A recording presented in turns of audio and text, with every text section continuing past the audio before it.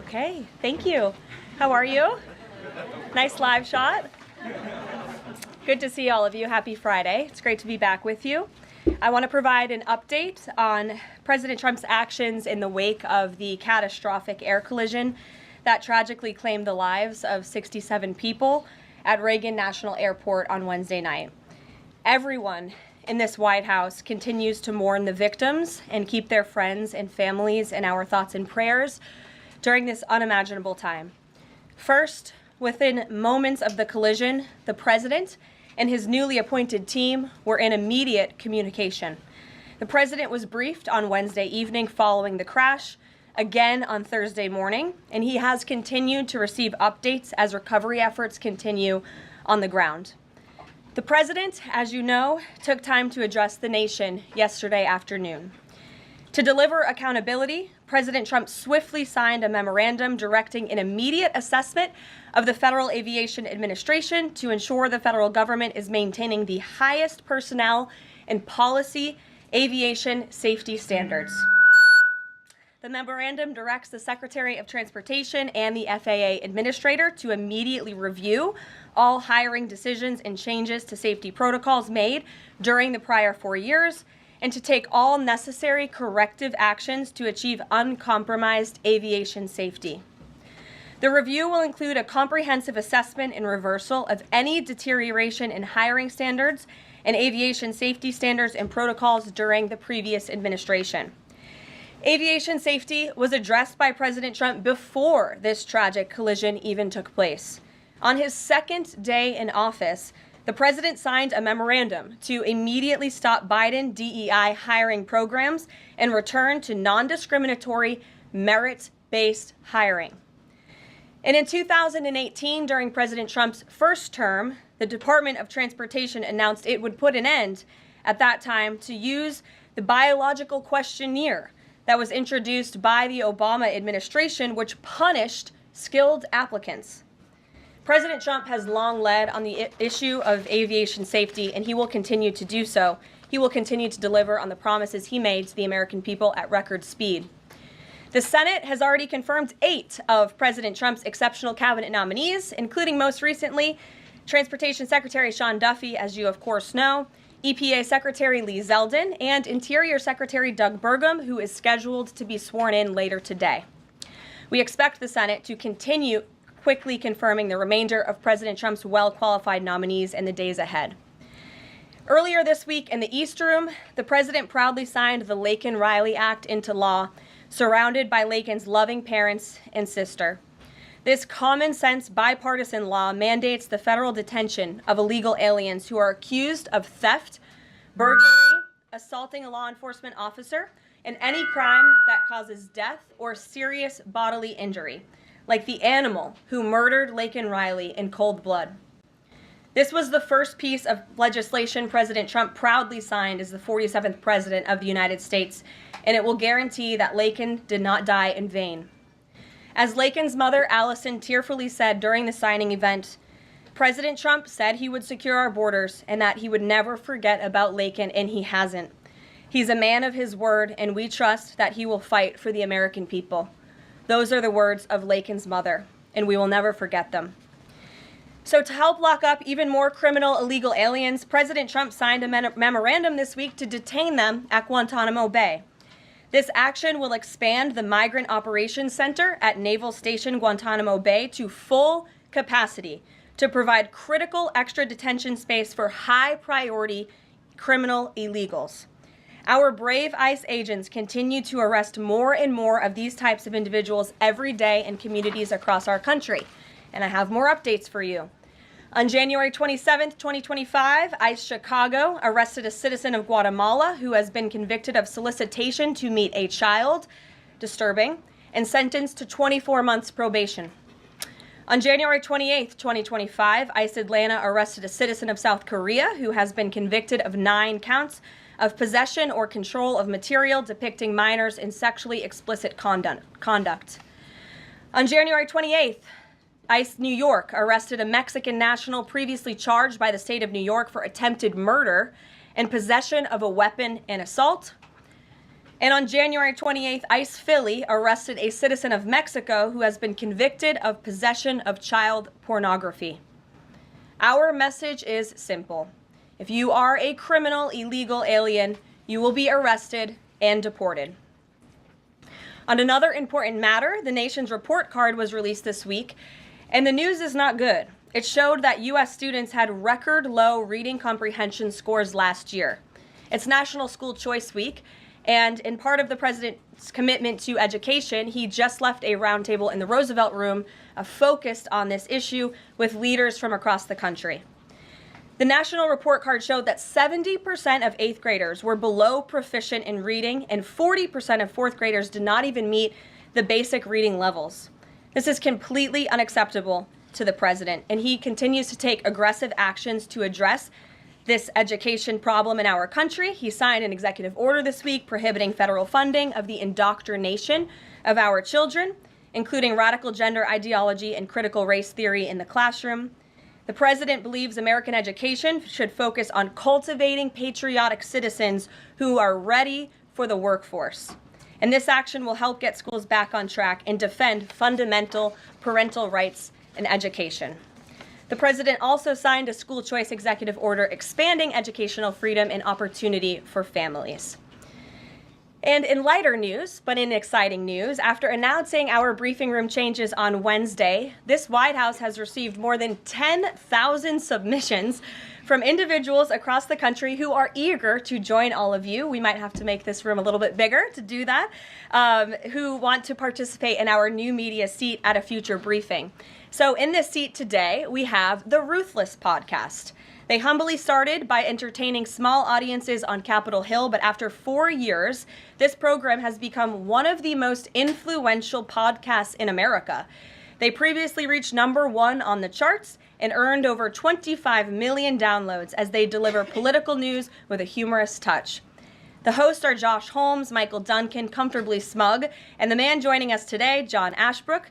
So with that, I will take your questions. John, please kick us off. Thank you very much. You know, Sure. Caroline, in your first briefing, the media went after this administration for deporting illegal immigrants they claimed were not criminals. That's The right. question is, do you think they're out of touch with Americans demanding action on our border crisis? The media out of touch? I think that media certainly is out of touch, and I think that's proven by a number of things, John. #1, there was a New York Times poll that was released prior to President Trump's inauguration by the New York Times, which of course is a legacy media outlet, that showed that 83% of Americans support deporting the individuals that you mentioned, illegal immigrant criminals, especially those who have committed heinous crimes in the interior of our country. And I received a very actually interesting statistic on this front from ICE this week.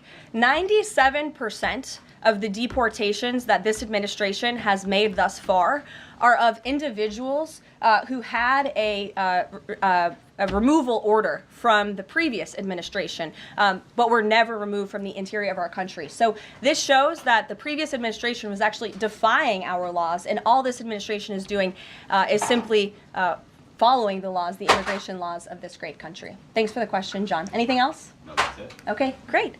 Peter. Thanks, Caroline.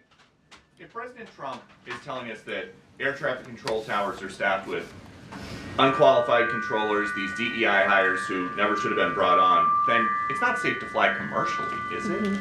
The president was asked and answered this yesterday, and he believes that it is still indeed safe, and Americans should feel safe traveling our skies. With that said, two things can be true at the same time, and we certainly have seen the deterioration of federal hiring standards at the Federal Aviation Administration, and the president wants to increase those standards. He wants pilots in this country who have the great responsibility of flying American citizens by the tens of millions every single day to be chosen for that position based on their merit and their skills. And so the administration will continue to prioritize this. Was the air traffic controller in the DCA tower on Wednesday night hired or not fired at some point because of his or her race? That investigation is ongoing. And so when we have updates on the exact individuals who were involved in the collision, including the air traffic controller, also the pilots of the helicopter and others, we will confirm those. I don't want to confirm names from this podium today. We're not in a position to do that. But I will say the president has still rightfully pointed out that there has been problems with the aviation industry over the past several years. And this started under Barack Obama in 2014. And when the president says on Truth Social, the Black Hawk helicopter was flying too high by a lot, it was far above the 200-foot limit, that's not really too complicated to understand, is it? Is he suggesting a helicopter malfunction or a crew error or a crew doing this intentionally? No, the president is simply stating what he said in that True Social post, which is that the helicopter was flying higher than it should have been, which is one of the reasons that led to this collision. And the other reasons for that are still being investigated, and I will let that investigation play out. Kelly. Some of our colleagues have obtained a memo from the Defense Intelligence Agency that talks about not holding any activities or programming related to Black History Month to be in line with the president's views on diversity, equity, and inclusion. Does the president plan to have a proclamation about Black History Month? In his first term, each of the 4 years of his term, he did so and called on those in government to have programming activities and celebrations. Is he going to do that this year? Yeah, the president looks forward to signing a proclamation celebrating Black History Month. I actually spoke with our great staff secretary. It's in the works of being approved, and it's going to be ready for the president's signature to signify the beginning of that tomorrow. If an agency is calling off those kinds of activities in an attempt to be in alignment with the president's views on DEI and other things, should they adjust that now and have those programs and make those celebrations however they see fit in the office? The president is leading here at the White House, and I'll leave it to the proclamation that he will sign very soon. Mary, great to see you. Thanks for having us. So I wanted to follow up on the gender executive orders that you mentioned. First of all, we know that President Trump has taken a bunch of steps to protect children from irreversible transgender procedures. Is he interested in backing congressional legislation on this point? And does the Trump administration have interest in investigating doctors who perform these irreversible procedures on kids, such as a double vasectomy on a minor girl? Well, the president has already taken a very strong stance on this issue this week with the signing of his executive order, a few executive orders in this space. First, he made it the official policy of the federal government that there are only two sexes, male and female, and we have directed all federal agencies to comply with that policy. As for congressional legislation to support the president's agenda in this space, and certainly ending the mutilation of young children, the chemical castration of young children, which is a barbaric practice that the vast majority of Americans do not support for young minor children. Certainly the president would support Congress's efforts, as he has already made that very clear this week. Jennifer. On Rick Grinnell's trip to Venezuela to meet with Nicolas Maduro, is there anything you can share on timing on that, what his agenda is, what the mission of that trip is? Yes, so I can confirm that Rick Grinnell is in Venezuela today. I can confirm that Rick Grinnell is going to Venezuela, or is in Venezuela, with two immediate directives from the President of the United States. Number one, Rick Grinnell has been instructed to identify a place and ensure that repatriation flights of Tren de Aragua members, Venezuelan nationals who have broken our nation's laws, will land in Venezuela. As I said at this podium a few days ago, we expect every nation on this planet to cooperate with the repatriation of our citizens, and so Rick Grinnell is in Venezuela to ensure that can continue. And number two, Rick Grinnell is in Venezuela to ensure that all U.S. detainees in Venezuela are returned home. That's his mission, and I will provide a readout after this trip. On Bob Menendez, can you tell us if anyone has approached the White House or the president about a pardon or a commutation? I have not been part of those discussions. If they have, I am not sure if they have, but I won't speculate on potential pardons that may or may not happen. To my awareness, the answer is no. Justin. Hey, friends at Reuters are reporting that the president has made a decision on the Canada and Mexico tariffs, but that they won't actually be implemented until March 1st. I was wondering if you could confirm that and talk through some of the president's thinking. I saw that report, and it is false. I was just with the president in the Oval Office, and I can confirm that tomorrow, the February 1st deadline that President Trump put into place at a statement several weeks ago continues. The president will be implementing tomorrow a 25% tariffs on Mexico, 25% tariffs on Canada, and a 10% tariff on China for the illegal fentanyl that they have sourced and allowed to distribute into our country, which has killed tens of millions of Americans. These are promises made and promises kept by the president. The president yesterday said that last night he was planning to discuss whether an exemption would be made on oil imports. Do you have any information on what decision he made there, or will there be exemptions at all offered under this? I don't have an update or readout for you on the exemptions, but those tariffs will be for public consumption in about 24 hours tomorrow, so you can read them then. Stephen Nelson. Thank you very much, Caroline. I have 3 questions, if that's all right. I'd like to ask you about press freedom and then about 2 economic matters. Sure. On press freedom, on Tuesday you announced plans to roll back the more restrictive press badge policy of the Biden White House. But there's a different anti-press freedom policy I wanted to ask about. The Biden White House adopted a mysterious pre-screening process for journalists allowed into large event spaces that in the pre-pandemic days of the first Trump term were open to all journalists on campus. This effectively limited the diversity of reporters present and blocked the asking of questions that large segments of the American public wanted answered. As press secretary, can you commit to abolishing this mysterious pre-screening process? There were a lot of mysterious processes that my team and I have had to unravel over the past 2 weeks that were implemented by the previous White House and in particular the previous press shop here. And so I can commit to a greater access and transparency, which I believe we already have by ensuring that the 440 journalists whose credentials were revoked will be reinstalled. They will get their credentials if they wish to. We've also, of course, opened up a new seat to new media.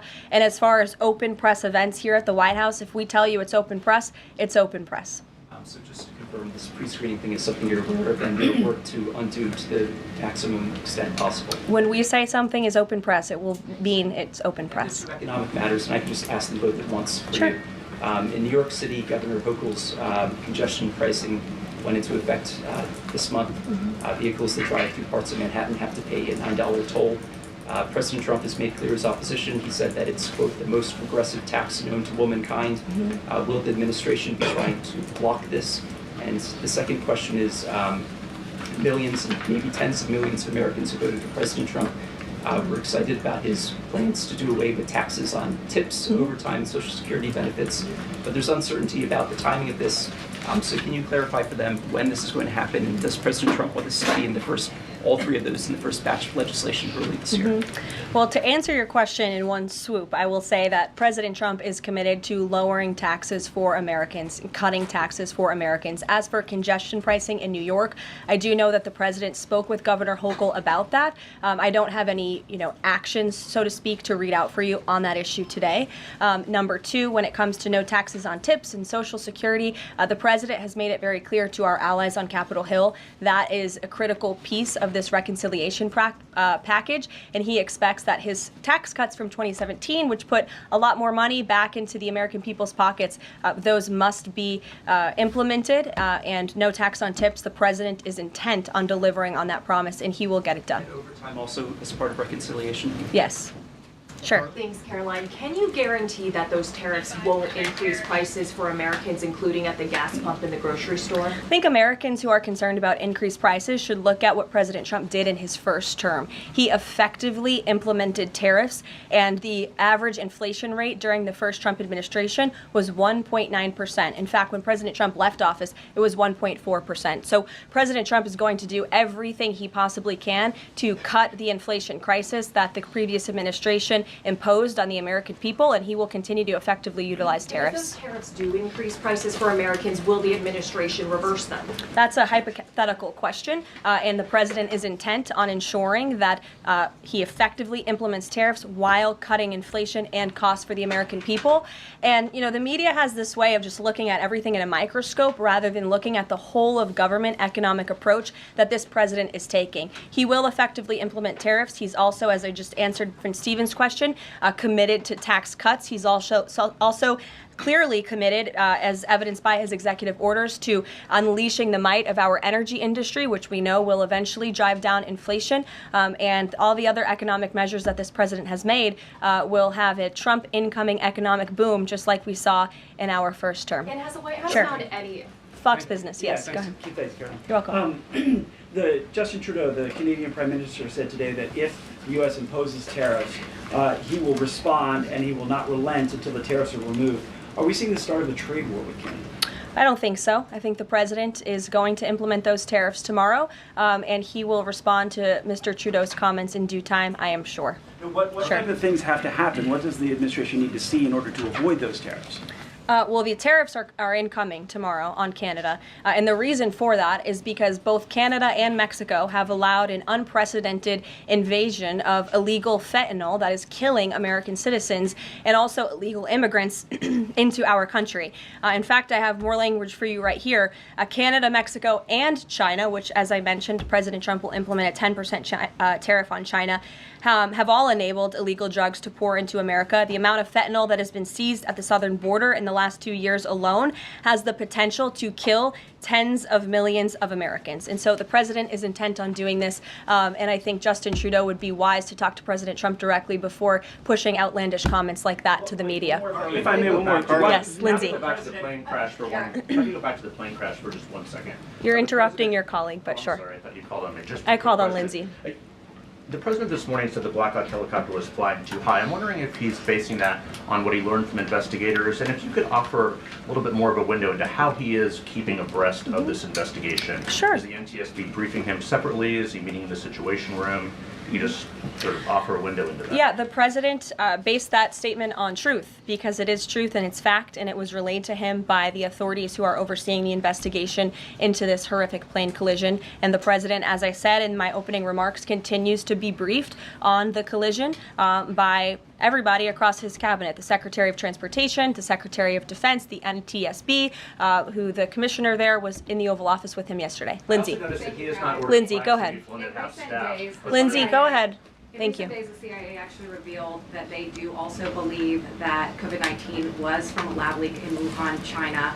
How is the president planning on responding to this additional intel from the CIA, and will it impact how he responds to them with tariffs? Yeah, kudos to John Ratcliffe for revealing that truth and that fact to the American people. Many years too late, the Biden administration had a chance to let the American people know the truth about that, and for some reason, they chose not to. I also would just like to point out that several years ago, when I was working in this press shop and President Trump would take to this podium to brief the American people on COVID-19, he suggested that COVID very well may have came from a lab in Wuhan, China. And many members in this very room mocked him for that, said he was spewing conspiracy theories. He was not. We now know that to be the confirmable truth. It took many years for it to come out, but the president was right in this instance again. Sure. Caroline, thank you. I wanted to ask about Secretary Rubio's trip to Panama first. Sure. What did the conversations look like with President Trump on that? The president of Panama says it is, quote, impossible to negotiate over the canal. So what are you expecting from this visit?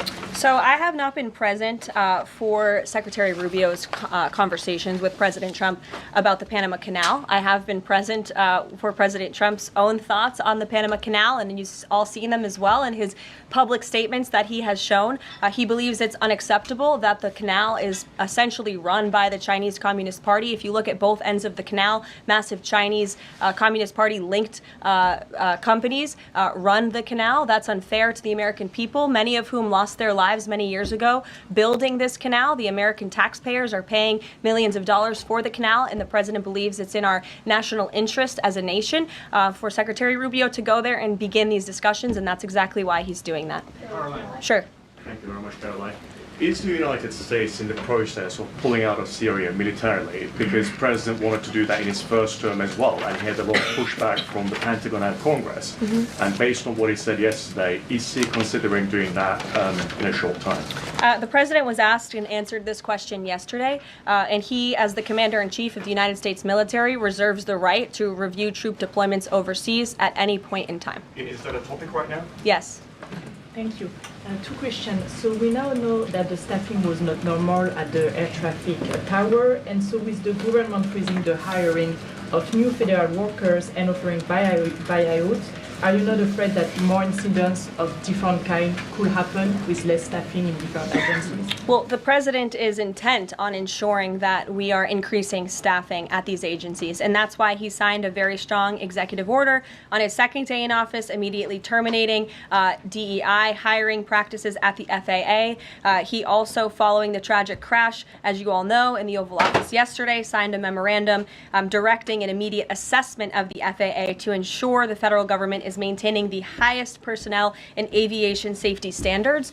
And I would also just say there's a cultural piece to this as well. If you are an American who has spent many years studying aviation and you graduate from school and you're an air traffic controller based on skill and merit, and then you apply for a job and you're forced to fill out a biographical questionnaire asking you the color of your skin and asking you where you're from in details that aren't relevant at all to the job description, I think that deteriorates the morale of people in this industry. And if you talk to people in this industry, they'll tell you that. In fact, many of them filed a lawsuit against the FAA a couple of years ago under Joe Biden's administration because they were denied positions because of this DEI hiring practice that was putting identity politics over merit and skills. That's unacceptable. And I think just to put a fine point on this, because this is the third or fourth question I've answered on this subject, when you are flying on an airplane with your loved ones, which every one of us in this room has, do you pray that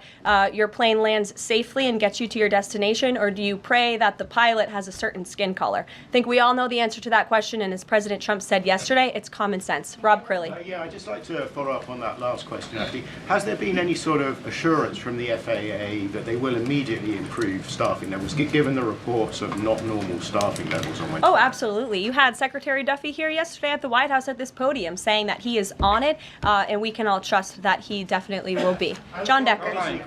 Thanks a lot, Carol.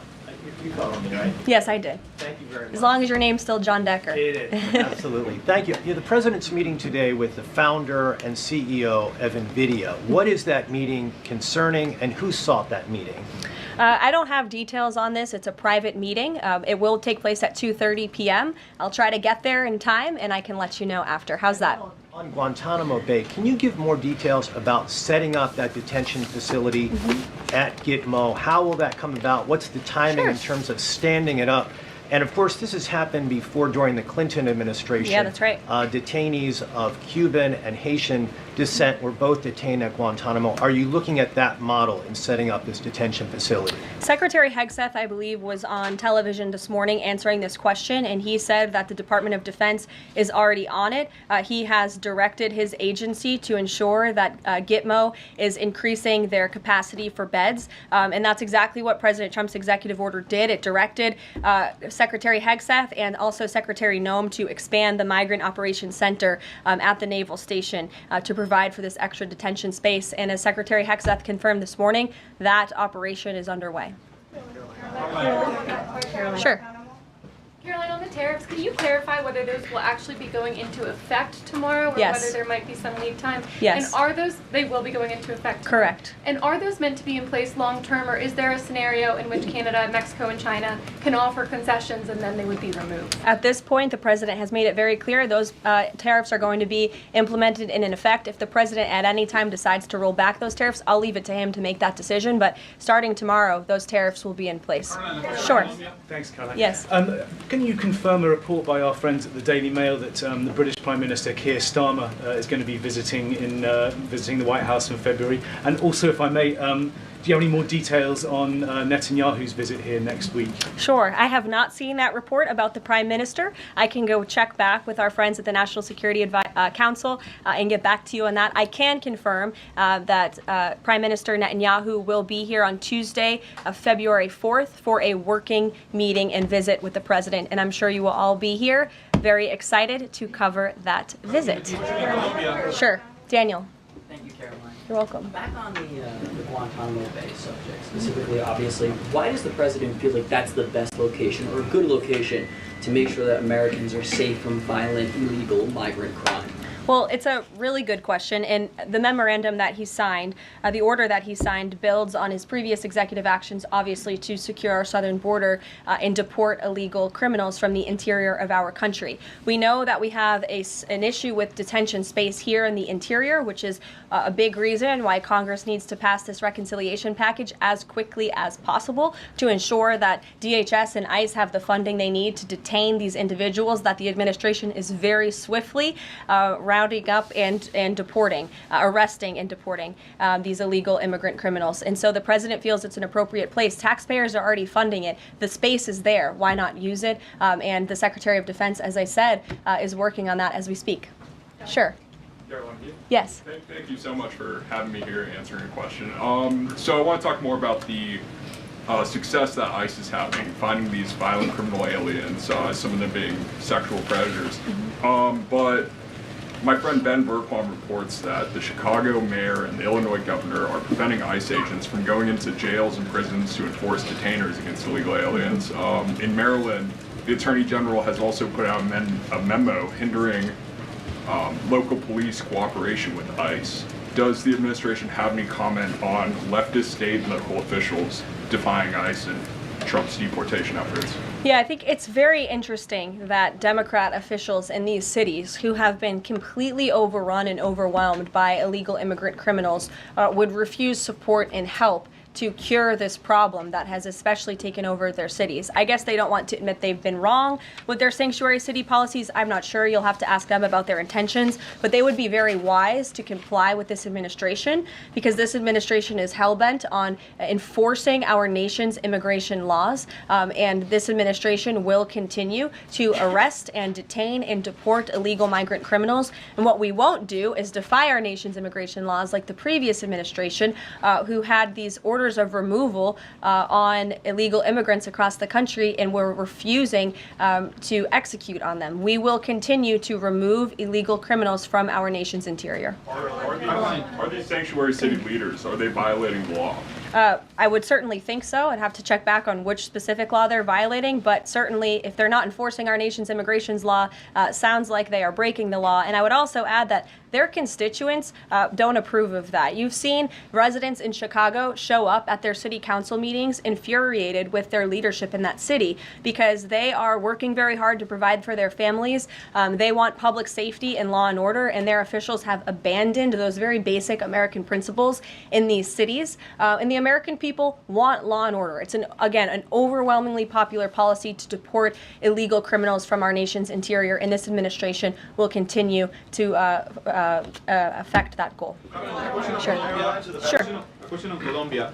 We just interviewed Colombian President Gustavo Petro, and he insisted that he's not going to take any Colombian deportee from the U.S. if they arrive in South America handcuffed. How this administration responds to that? When did the Colombian president make those remarks? Today, for an interview with us at Univision. Well, I will share those with the President of the United States, and I will get back to you on his response. What happens if Nicolas Maduro? Caroline, there are more than 150,000 disabled Americans who are working today. The president talked a lot yesterday about hiring the best and the brightest to work in the federal government.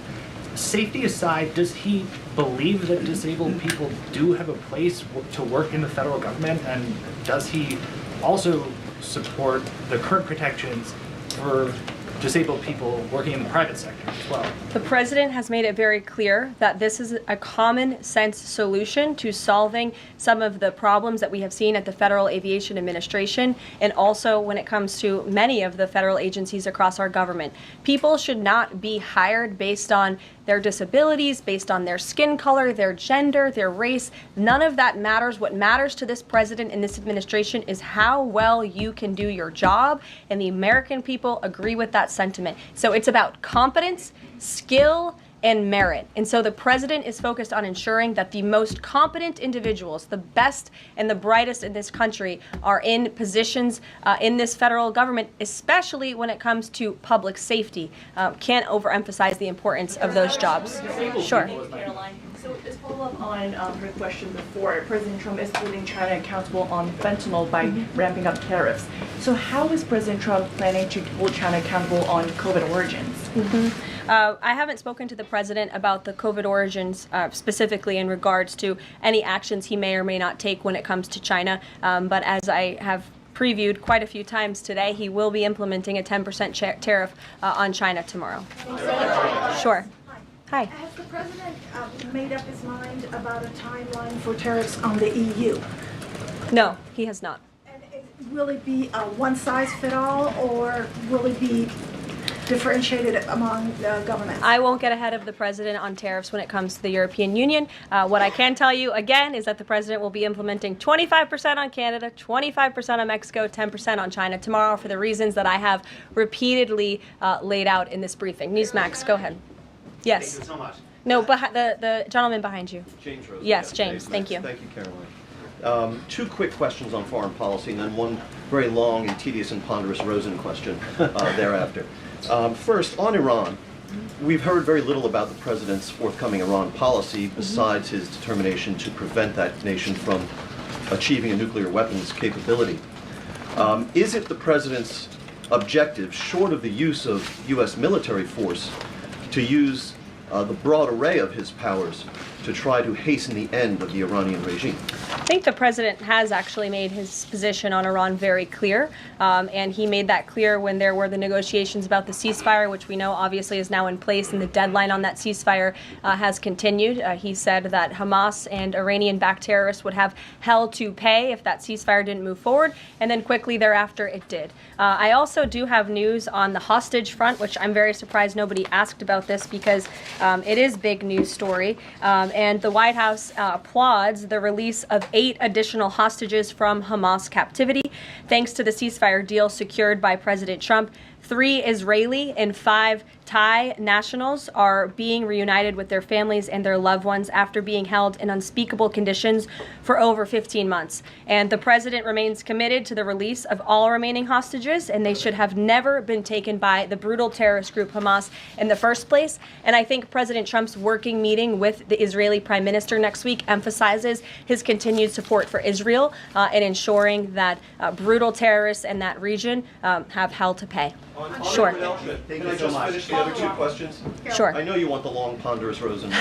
But first, on the Grinnell trip, as you know, under the previous administration, the U.S. recognized the opposition candidate in last year's elections, Edmundo Gonzalez, now exiled, as the legitimate president of Venezuela. Does the president's dispatching of Ambassador Grinnell to negotiate directly with President Maduro today mean that the U.S. now officially recognizes President Maduro as the legitimate president of Venezuela? Absolutely not. As I made it very clear, former ambassador and now special envoy Rick Grinnell is going to Venezuela with 2 very clear directives.